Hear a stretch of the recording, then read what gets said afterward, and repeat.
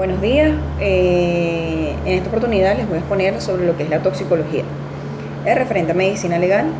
eh, Tenemos que la toxicología no es más que una rama de la medicina que se encarga de estudiar el efecto que tienen alguna serie de tóxicos dentro del cuerpo humano y buscar la manera de cómo afectan estos al cuerpo humano, ¿sí? Este tipo de tóxicos. Estos tóxicos se clasifican. Tenemos por su estado físico, por el órgano blanco, por su uso, por su origen, por su composición química y por sus mecanismos de acción. Cuando hablamos de su uso, de su estado físico, se nos refiere al estado del tóxico. Puede ser líquido, puede ser sólido, puede ser gaseoso, entre otros. Cuando hablamos del órgano blanco, este nos habla sobre, un ejemplo, un tóxico que específicamente se engloba o afecta a un órgano del cuerpo humano, por decirlo de una manera, hepatotóxico, nefrotóxico, hematotóxicos, entre otros. Cuando hablamos del uso, tenemos que los tóxicos se pueden conseguir digamos que en plaguicidas, disolventes, aditivos alimenticios. Cuando hablamos del origen, tenemos que el mismo puede ser de origen mineral, botánico, sintético también.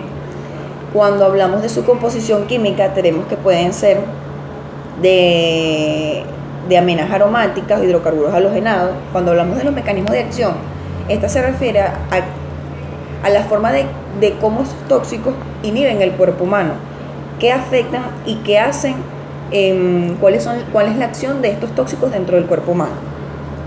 Por consiguiente, tenemos lo que son las sustancias venenosas más comunes dentro de la criminalística. Tenemos que la criminalística, cuando se trata de envenenamiento, tenemos que traer como consecuencia, obviamente, la muerte del individuo. Al traer este envenenamiento, la muerte del individuo, obviamente se adentra lo que es la criminalística y la medicina legal. ¿Cuál es el foco de la medicina legal? Realizar una serie de experticias dentro del cuerpo humano para saber qué tipo de veneno fue el que le ocasionó la muerte a esta persona, a este individuo. Todo investigador toxicológico debe tomar en cuenta lo que son las evidencias dentro del sitio del suceso. Eso es muy importante. Como por ejemplo, polvos, residuos, medicamentos, todo lo que el toxicólogo crea conveniente de recolectar para poder llegar a la solución del caso, si fue envenenado, si fue,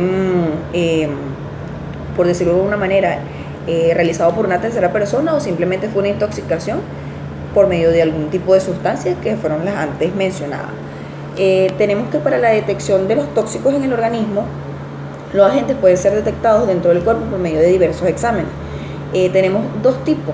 Tenemos el método cuantitativo y el método cualitativo. Cuando hablamos del método cuantitativo, nos dice que detecta la cantidad de tóxicos que existe en el cuerpo. Y cuando hablamos del método cualitativo, nos habla de que permite descubrir la existencia de una sustancia. Es decir, el cualitativo nos permite ver que si existe algún tipo de tóxico o veneno dentro del cuerpo, y el cuantitativo, la cantidad de tóxico que podamos tener en el cuerpo. Ahora bien, algo muy importante, la toma de muestra y preservación de esta. Para la toma de muestra de estas muestras, valga la redundancia, tenemos que deberá llevarse por medio de una cadena de custodia. ¿Qué es una cadena de custodia? La cadena de custodia no es más que un procedimiento empleado en base a estas evidencias que se generan en los sitios del suceso. Por decirlo de alguna manera, para dar un ejemplo, existe algún tipo de veneno, ¿verdad?, que se descubrió y que se cree que presuntamente fue el que le causó la muerte a este individuo. Ahora bien, esta muestra se debe preservar y transportar por medio de esta custodia. ¿Cómo se haría?